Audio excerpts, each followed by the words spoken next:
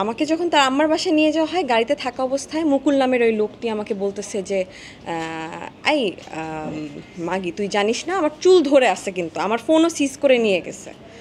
আমার ওই মুহূর্তে আমার ফোনও নিয়ে গেছে, আমার ফোনও ভেঙে ফেলছে। তুই জানিস না এম ব্লকে বালুর মাঠে গিয়ে কত মেয়েকে এরকম মাটি চাপা দিয়ে মাইরা ফেলি আমরা, তোকেও মাইরা ফেলবো খানকি মাগি, এই ভাষাগুলো ইউজ করে। সরি, তুই যদি আর স্যারের আশেপাশে আসিস এত ডিস্টার্ব করিস কেন। সে এই টাইপের মানুষ, সে তো মনোরঞ্জন করবেই, বিভিন্ন মেয়েদেরকে নিয়ে থাকবেই। যাই হোক, তারপর যখন আমাকে তার আম্মার কাছে নিয়ে যাওয়া হয়, তার আম্মা আমাকে কোনো ওই টাইপের কোনো আচরণ করেনি যে ওকে মারো বা সামথিং। আমাকে বলছে আমার ছেলে আশেপাশে থাকবা না, যদি থাকো তাহলে আমি অ্যাকশন নিব, মুনিয়ার যে অবস্থা হয়েছে ওই অবস্থাটা তোমার সাথেও হবে। আফটার দ্যাট ওইখানে তার আম্মাকে প্রভোগ করার জন্য এখানে কিছু লোকজন ছিল যে এটা করে, মুকুল নামের আর আব্দুর রহমান জীবন নামের ওই দুইজন লোক, যারা কিনা আমাকে মারতে মারতে তার বাসা থেকে তার আম্মার বাসায় নিয়ে গেছে বিচারের জন্য, যে তুমি তো থামবা না, তুমি তো সানভীর সাহেবের কাছে যাবাই, বসের কাছে, তো তুমি তার আম্মার মাধ্যমে ইয়ে করো। তার আম্মা আমাকে একটা সাদা কাগজ এনে দিছে। কাগজ এনে দেওয়ার পর বলছে যে এখানে তুমি লেখো যে তুমি এরপর থেকে আমার ছেলের সাথে ইয়ে করবা না। আমার আমার দোষটা কি? তার ছেলে তো আমাকে এই বিশ্বাস দিয়েই তো আমি আগাইছি সম্পর্ক। কখন আমি কনসিভ করবো, আমি কেন বাচ্চা নেওয়ার ডিসিশন নিব, এই চিন্তা নিয়ে তো আমি আগাইছি যে সে আমাকে বিয়ে করবে, সে আমাকে এই টাইপের কথাবার্তা বলছে। So day by day the situation was getting worse and worse and ওয়ার্স।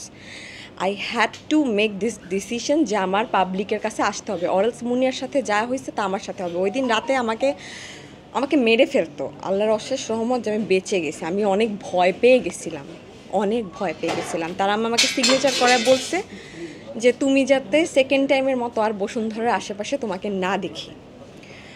আর আরেকটা ডিসিশনও নিছিল যে আমাকে 3-4 দিনের জন্য ওই বাসায় আমাকে সার্ভেন্ট রুমে নিয়ে রাখছিল। আমাকে ইভেন তাদের রুমেও ঢুকায় নেয়, তাদের মেইন এন্ট্রেন্সেই ঢুকতে দেয় না তার আম্মা এবং তার লোকজন। ওইটা নিয়ে আমার কোনো ইয়ে নাই, বাট আমার ইস্যু হচ্ছে সে একটা লোক, বডিগার্ড, দারোয়ান বা অন্য কাউকে দিয়ে সে আমার গায়ে হাত তুলাতে পারে না। যাই হোক, এখন বাট আমি লাইভে আসার পর, আপনি যে বললেন লাইভে আসার পর তাদের ফ্যামিলি আমার সাথে অলরেডি কন্ট্যাক্ট করেছে এবং বলছে যে এটার একটা ইয়েতে আসতে। তো আমি একটা জিনিসই চাইবো, আমাকে যথাযথ সম্মান দিয়ে, যেটা অ্যাকচুয়ালি আমার ন্যায্য অধিকার। আমি তো তাদের কাছ থেকে কোনো টাকা পয়সা বা প্রপার্টি এরকম কিছুই চাই না। আপনারা অনেকে কমেন্ট বক্সে আমি দেখেছি কমেন্ট করেছেন টাকার লোভে তুমি এখানে আসছো, তাহলে তো আমার বাড়ি গাড়ি সব কিছুই থাকতো এতদিন আমার তার সাথে সম্পর্ক প্রায় 1 বছরের মতো। আমার কাছে তো কিছুই নেই, কারণ আমি তো বাড়ি গাড়ির জন্য তার কাছে আসিনি, তাহলে তো ওগুলো নিয়ে আমি চলে যেতাম। বসে আসো বা একটা সেটেলমেন্টে আসো, তো সেটেলমেন্ট একটাই, আমাকে স্বীকৃতি দেওয়া, আর কিছু না। আপাতত আমি কিছুটা হলো, মিথ্যা বলে তো লাভ নেই। আমি আমার জানের ভয়ে ওই দিন রাতে চলে আসছি, আমি বাসা ছেড়ে চলে আসতে হয়েছে। আমি স্টিল বাসার বাইরে বাইরে ঘোরাফেরা করতেছি। আমি আমার একটা ফ্রেন্ডের বাসায় আছি কয়েকদিন ধরে, 2 দিন ধরে, সরি।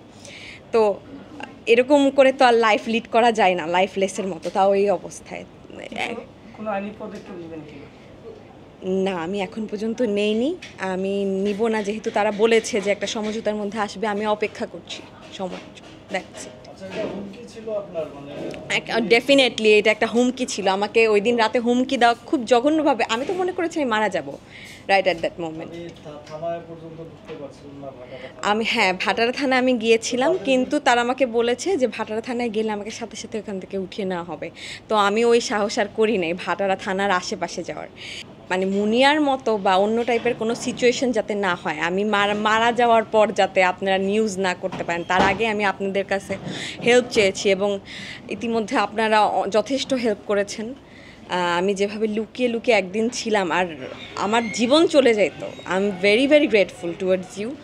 প্লাস হচ্ছে প্রেস ডাকার একটাই কারণ যে মানুষ যাতে জানে সব জায়গায়, কজ এটা তো শুধু লাইভে এসেছে, কোনো চ্যানেলে তো আসেনি। এরপর থেকে যাতে আমার একটাই ইচ্ছা যে আমি এটা ন্যায্য অধিকার পাই, আমাকে যাতে এই বিষয়টা যাতে পুরাটাই লিগালাইজ করা হয়। That's it.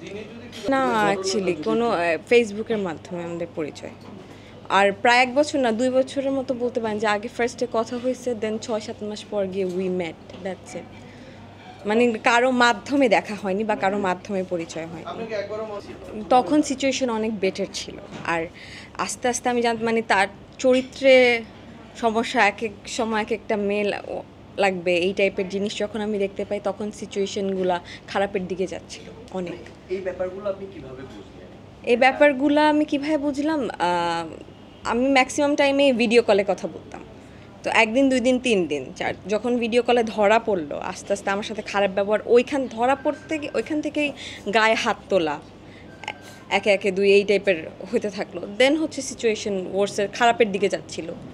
কোনো কমিটমেন্ট দিয়েছিল কিনা, মানে হ্যাঁ, ডেফিনেটলি কমিটমেন্ট যদি না দিত তাহলে তো আমি এত দূর আগাতাম না।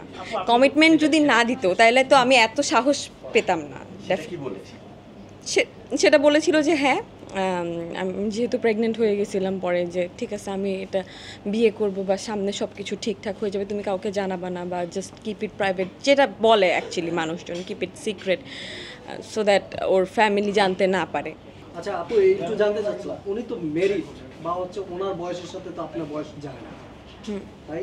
তাহলে আপনি জানা সত্ত্বে এর আগের ঘটনাটা আপনি জানেন যে মুনিয়া হত্যা বিষয়টা, ওইটা তো আনবীরের সাথে ছিল, এটা তো আনবীর না, এটা তো সানবীর। মানে এই ধরনের ফ্যামিলির সাথে আপনার যুক্ত হওয়াটা কি আসলে? আমি তো এটা দেখি না এই ধরনের ফ্যামিলি, উনি তো লাস্টে এসে আমাকে বুঝাই দিল যে এইটা এই ধরনের ফ্যামিলি। যখন আমি হত্যার মুখোমুখি হইলাম যে আমাকে খুন করে ফেলবে, আমি তো ফার্স্টে বুঝি নাই যে এটা এই ধরনের ফ্যামিলি ভাইয়া। এখন লাস্টলি আমার একটাই কথা, আমাকে যাতে যথাযথ সম্মান দেওয়া হয় বা যথাযথ সেটেলমেন্টের যেটা পাওয়ার কথা, দ্যাটস ইট।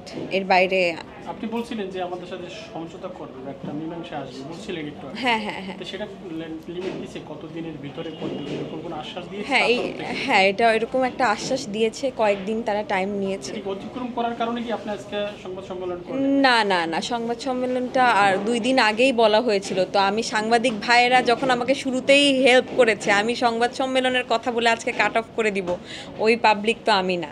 তার বিবাহিত, জি, তার যে স্ত্রী আছেন, যে আপনাকে যদি তার গ্রহণ করতে হয় প্রথম স্ত্রীর অনুমতি লাগবে, সেই ক্ষেত্রে প্রথম স্ত্রীর মোটিভ কি আপনি জানেন? মানে যারা আমি একদমই জানি না, আমি তার প্রথম স্ত্রীর কোনো ছবিও দেখিনি। কমিটমেন্ট ছিল যে আপনাকে বিয়ে করার সময় প্রথম স্ত্রী থাকবে কি থাকবে না সেই বিষয়ে? না, এই টাইপের আমি তার স্ত্রী নিয়েই কোনোদিন কোনো কথা বলিনি। তার আমার জানা মতে তার ওয়াইফ এখানে সবশেষ থাকে তার না। সঙ্গে কথা হয়েছে, সবশেষ কবে কথা হয়েছে ভদ্রলোকের সাথে?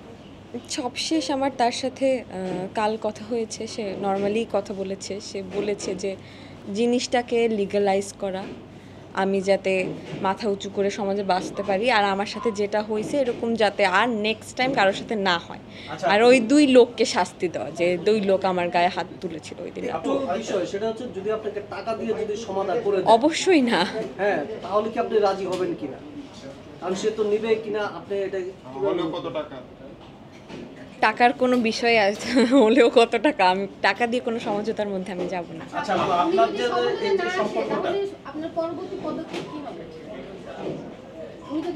তারা তো না, আমরা তো একটা কথার মধ্যে দিয়ে যাচ্ছি, ওটা হোক, ওই টাইম লিমিটটা শেষ হোক, দেন আমি বলতে পারবো, এর আগে আমি বলতে পারছি না। আপনি পর্যন্ত তার কাছ থেকে কি গিফট পেয়েছেন? কোনো গিফট পাইনি, কোনো গিফট নেইনি তার কাছ থেকে, কোনো গিফটের আশাও করতেছি না। কি আপনাকে অফার টফার করে না যে গিফট নেওয়ার জন্য? গাড়ি বাড়ি বা দেশের বাইরে চাকরি না, আমাকে অফার করেনি। এদিকে তাক।